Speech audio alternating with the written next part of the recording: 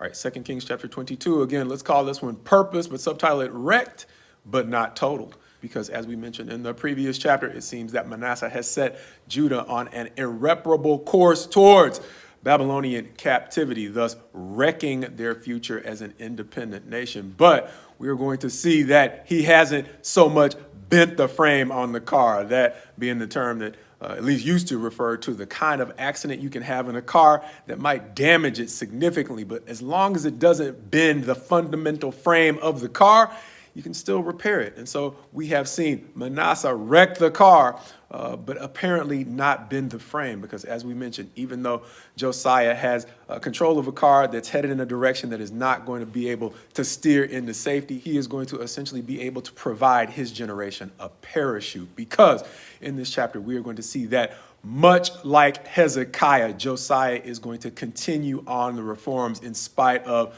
the two previous generations of failure in Judah's leadership. And so he is going to be able to build off of the foundation that Hezekiah set, unlike Manasseh, having personal issues that caused the nation loss, but not completely derailing the nation or wrecking the nation in his personal failures. He is still going to have left a foundation that Josiah is going to be able to work with. So after all of his restoration of the temple, Josiah is going to actually have one of his servants find the book of the law. And in doing so, it reminded me of times in life when we can be going about our business, actually doing healthy things, blindsided by the full weight of what we really have in front of us. Because when they find the book of the law and they read the book of the law to Josiah, he realizes how far they have left to go, understanding that even though they were trying to do right, they did not have the effective counsel as to how to properly achieve that. So understand, when Hezekiah, a generation before, had them restore the Passover,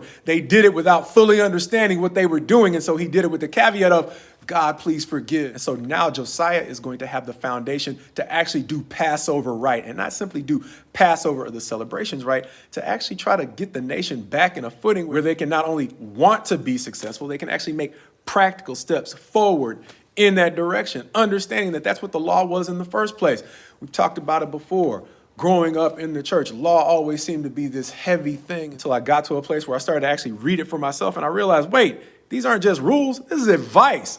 And so the more I began to put it to work, the more I started to see its value. And that is the period that Israel is in right now. The good news is they are rediscovering the value in the counsel of what they were missing. The bad news is it's too late to make a complete turnaround. But this chapter is going to go on to help us understand why God is going to give Israel one last period of peace before he sends them off into captivity. As he says, because Josiah was willing to listen to me, I am going to listen to his prayers to show mercy to this generation, helping us to understand the transition into the next chapter, where we're going to see that God is going to look at Josiah as not simply a man who was willing to listen, but to follow through with good advice once he got it.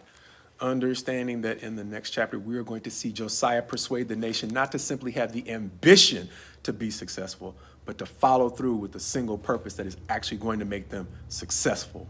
One last time, understanding now, not only seeing the example of Josiah, but going back to Hezekiah, that no matter how bleak things may look, we might be surprised at the success we can create if we're willing to listen to wise counsel and follow through with it, especially when that counsel comes from God.